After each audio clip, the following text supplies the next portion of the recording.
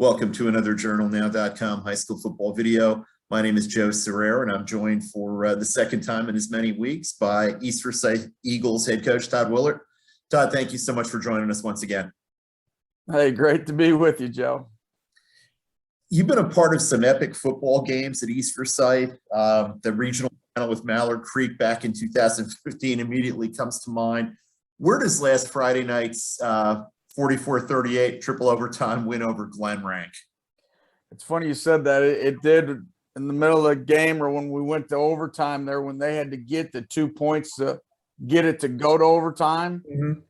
It did. It brought me right back to Mallard Creek, and I'm like, how can this happen? You know, again, I guess the difference is it was on the different end zone. If you look at it, I chose to be in the different end zone than I was that year with Mallard Creek. Maybe that's our good luck charm down there. So from now on, overtime games will be in the end zone by the flag. Yep. And this one worked out. You guys with a great win, 44-38. Kind of throws the Central Piedmont Conference race into a situation we talked about a little bit last week. There's a potential. You guys have to beat West Forsyth, and Glen and Reagan have to do the same thing and win their games, but you could have three teams with one loss and you would finish behind them because you played one fewer game because the conference did not mandate making up COVID games. West Forsyth, they've got a game that they didn't get to make up either. What do you think that the CPC needs to require that these games be made up?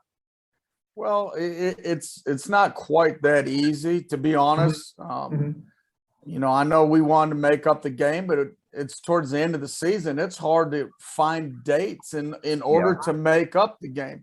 And then we had the rain, and we didn't play until that Tuesday, or that Monday. So even if we would have moved that game to Tuesday, it wouldn't have happened. So I don't know what the right answer is. I think the right answer is get the heck away from COVID. Maybe have COVID go away. But something definitely needs to be done. Obviously, we got a big task at hand before we can even talk about having what I would call a three-way tie.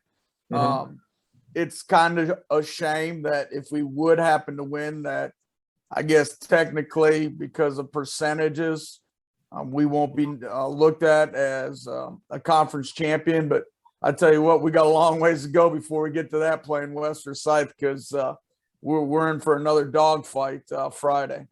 Yeah. What does your team need to address after that Glen game? What are the things that you're not doing as well as you need to be going into the West game? Yeah, obviously, I was kind of disappointed. We were up 2 scores in the fourth quarter. Our defense played great the whole game, and we talked to them in the fourth quarter, we need to shut people down. And Glen just kind of in the fourth quarter found some momentum offensively, and we got as a championship team, we got to be able to stop people in the fourth quarter. Now, I'll remind you, the first 3 quarters, our defense played lights out. I mean, they were awesome. And then offensively, we told them we can't be slow. We got to start out fast. And against Glen, we started out very slow in the first half. Would you be worried about a hangover from that great game with Glen if you weren't playing West Forsyth? No, probably not. I mean, you've been around the program long enough. My coaches, players, they know.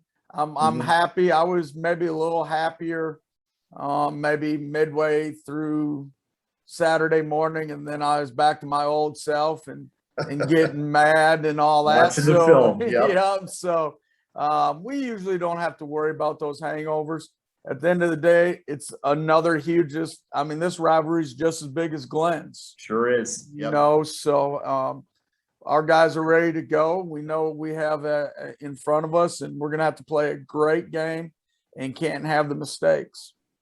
Yeah, you talk about what a big rivalry this is. It's the WMYV TV game this week. Multiple radio stations, webcasts are going to be there. When you get ready for West Forsyth this year, what do you see from this Titans team? They're just well coached. I hate to say that. I'm going to say something nice about Adrian Snow, man. Maybe it's his staff. I'll say his staff are great. I'll say it that. No, They are. They're just well coached. They don't make mistakes. They don't have crazy penalties. Their game plans are solid, and they got great players. You know, it makes it always tougher because you can't sneak points, you can't sneak first downs just because the team is so well coached, and we know each other pretty well, so we kind of know what we're going to do. Heck, you know what we're going to do on 3rd and 1. You know what me and Adrian are going to do. So does everybody. So it comes down to players making plays. This West Forsyth team, it seems like offensively, they're going to run the ball. You know, we talk about Adrian Snow coach teams. That's what they're going to do. They're always going to do that well. That's his kind of team. They've had a little trouble at times this year getting the ball downfield, throwing it. And it seems like when they can throw it downfield, even if it's just a few plays a game and connect, it really opens everything else up for them. Yeah, there's no doubt. They can throw the ball. I think people don't think they do. They do. They take their shots, and now they got a younger kid too getting in there, taking some reps at quarterback. Yep. They're not just a run game. I mean, obviously that's their strength. A lot of teams think we're just a run game, but we can throw the ball also. And you know, I challenged our DBs. That was one of the things I challenged them on. I thought in the 4th quarter we kind of fell asleep as a secondary, so I challenged them and Coach Bill that we need to play 4 quarters this Friday against West. What are some of the other things that your team needs to do on Friday night to come back from Clemens with a win? Our offense has to play better. I mean, I know we put up 44 points, but we got to understand that was a safety on a special teams, and then that was 2 pick sixes and all that. We just got to play a little bit better offensively. I'm very happy what we did offensively. We had, you know, some adversity last week, and I'm just so proud of our guys and our coaching staff and our players stepping up. We had a lot of guys out last week, and hopefully we get a few of those guys back because we're going to need them against the Titans. Sounds good. It's going to be a great football game. I know anyone who has an opportunity to go check that one out in Clemens is going to do it. We wish you luck in that game and going forward in the playoffs. Yeah, I appreciate it, Joe. Thanks so much.